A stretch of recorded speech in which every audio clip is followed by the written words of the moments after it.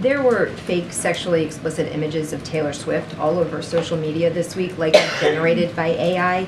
How concerned is the White House about the misuse of this kind of technology? And does the White House want to see Congress move forward on legislation that would make sharing, posting images like that a federal crime?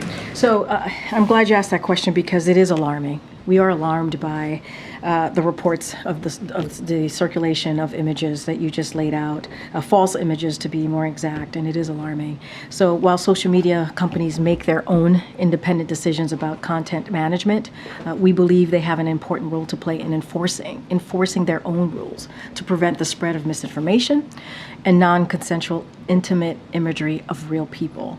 Sadly though, too often we know that lax enforcement disproportionately impacts women, and they also impact girls, sadly, who are the overwhelming targets of online harassment and also abuse. So the president is committed, as you know, to ensuring we reduce the risk of generative AI producing images like through his latest executive order that we announced just in the fall of last year.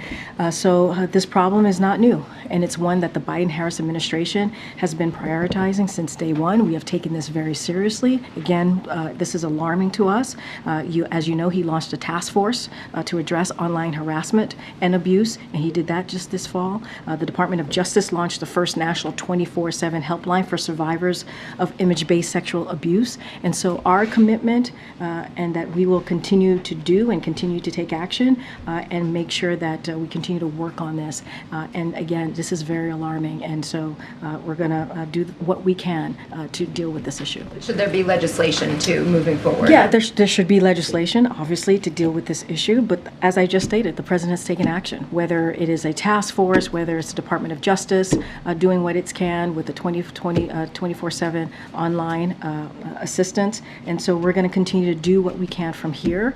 Of course, Congress should take legislative action. That's how you deal with some of these issues, obviously.